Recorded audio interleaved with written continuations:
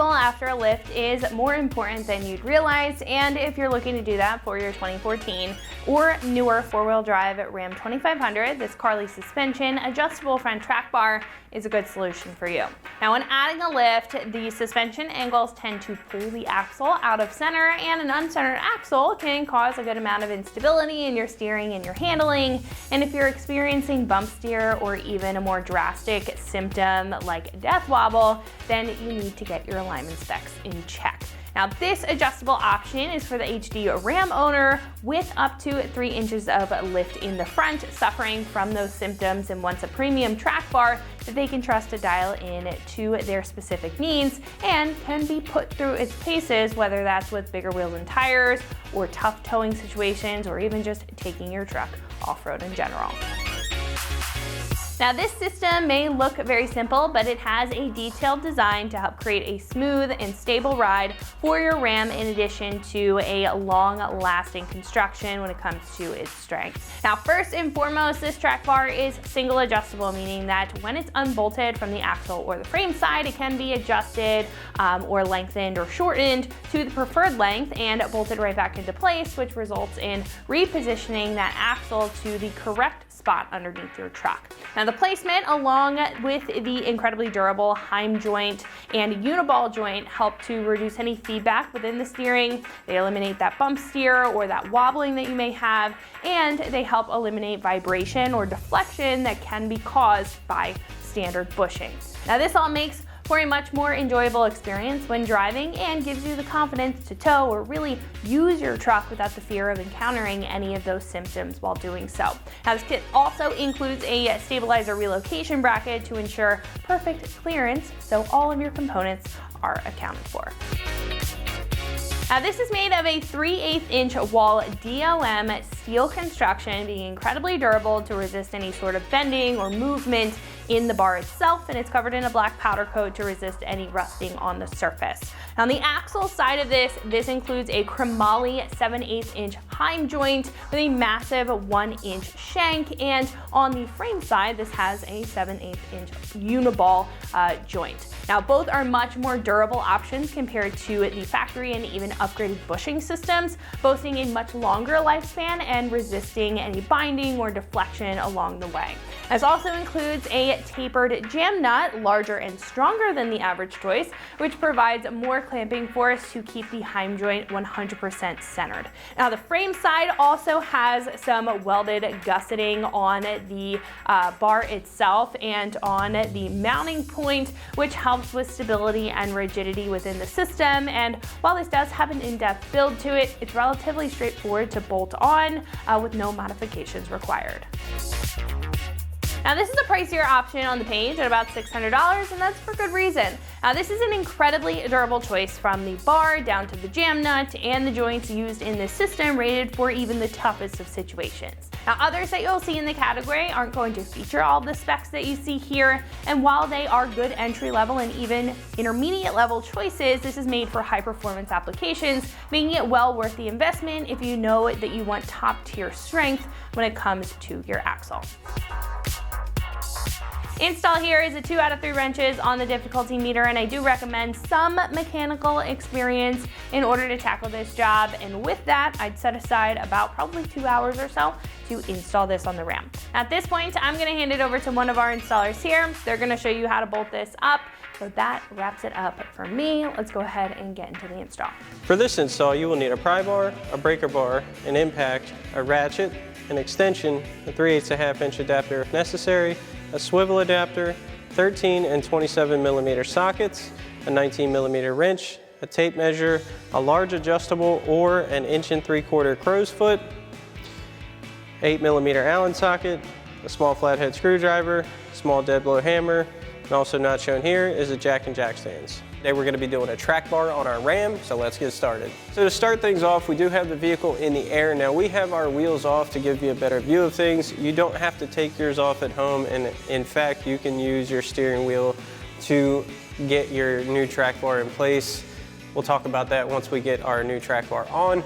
But the first thing we're going to have to do with these new Rams, the heavy duty ones specifically, They do have some sort of anti-rust coating that they have on all the new trucks. So if you've never touched this truck before, or yours at home, you're most likely gonna have this coating all over your hardware, which is gonna hinder your ability to put the correct size socket onto it. So what we're gonna need to do first is get this coating off of our bolt heads and our nut on the back side of the upper mount of our track bar over here.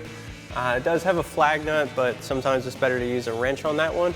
So we're gonna grab a small flathead screwdriver, or if you have a wire wheel or something like that at home, you can definitely use that to get this clear so we can put the correct size socket on it, because if you don't, that's gonna lead to stripping of your hardware, and that's the last thing anybody wants. So we'll start by doing that. So we're gonna find like a nice dimple in our coating, and it should come right off like that. You just wanna work it off around the bolt head. So I've got a small flathead screwdriver as well as a soft mallet. Just gonna kind of chip away at this. And you wanna have everything clear, and you wanna do this for both of your bolts. So now that we have most of our coating chipped away, we're gonna grab our 27mm socket and swivel adapter on our impact. We're gonna remove our upper bolt first. Now your axle is gonna shift over a little bit when you remove this all the way. That's okay, it's how it's supposed to be. So we'll get this off.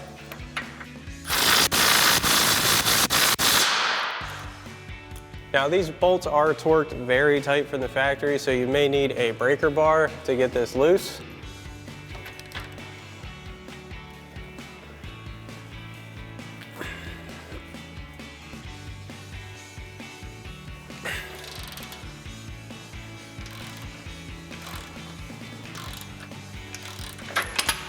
Now that we've got this loosened up, we're gonna bring back our impact and swivel adapter, run this out. There goes your flag nut.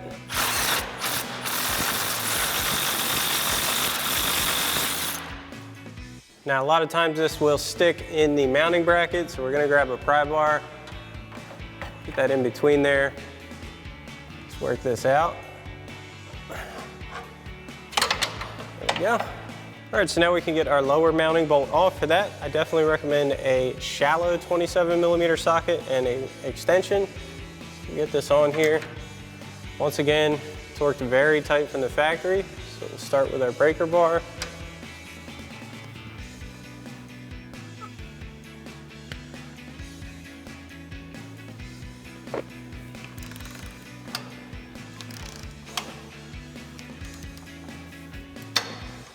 Once we have that loosened up, we'll bring back our impact and run this out. Now you are gonna have to contend with your steering arm. So once you get the flag nut off, you wanna make sure you have room to get your socket out, then we can pull that bolt out. Pull our bolt out. We may have to use our pry bar again to get this side out. I've got my pry bar in here. I'll pry this out.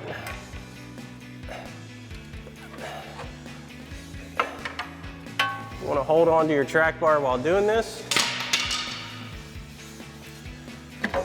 Drop it down and pull it out. Now, in addition to running your new adjustable track bar, your kit also comes with a steering stabilizer drop bracket, which we're gonna need to install to allow for clearance for our new track bar. So what we're gonna do first is pop our stabilizer out of the bracket. Using our 18mm socket, we'll remove the bolt. It does have a catch nut on it. We'll pop this off.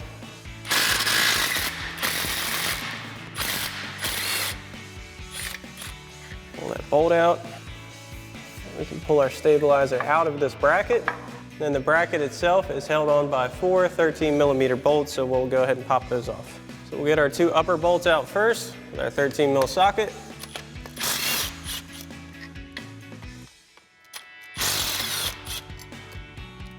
We'll get our 2 lower ones out.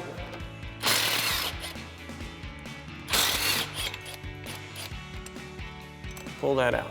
Now we're going to install our new stabilizer bracket. You can reuse your factory 13mm bolts to do this. You want your mounting bracket to be facing up. Move our stabilizer out of the way. Get our hardware in.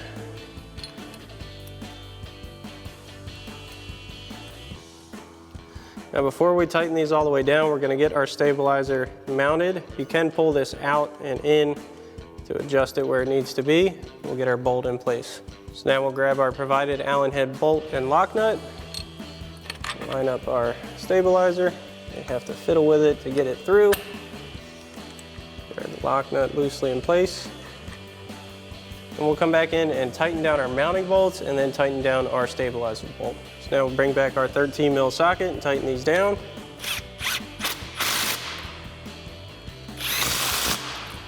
So now to tighten our stabilizer bolt down, we've got our 8mm Allen socket set in place with our impact and a 19mm wrench for our nut.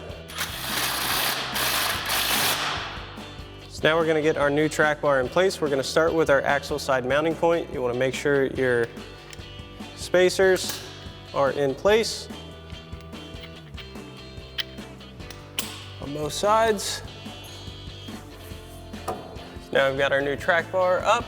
We're going to install our frame side first, so we're going to get this in position.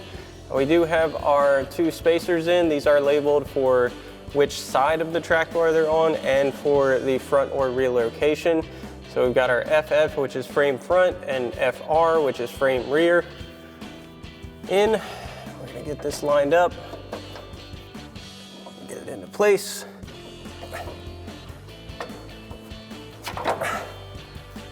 Should get that in there. I'm going to take our factory bolt, get that through. Now we're going to grab our factory flag nut, get that on the back side of our bolt. We'll just get it started for now.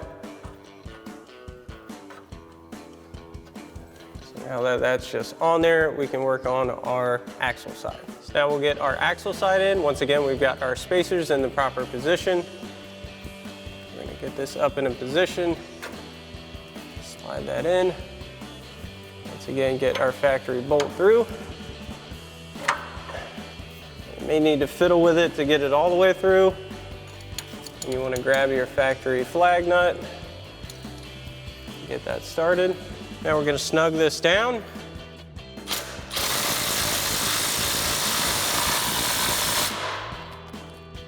Then we can go back and tighten down our frame side bolt.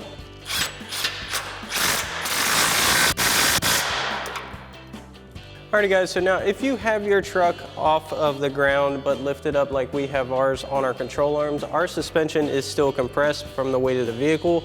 So at this point, we could go ahead and torque down our hardware to the manufacturer recommended spec.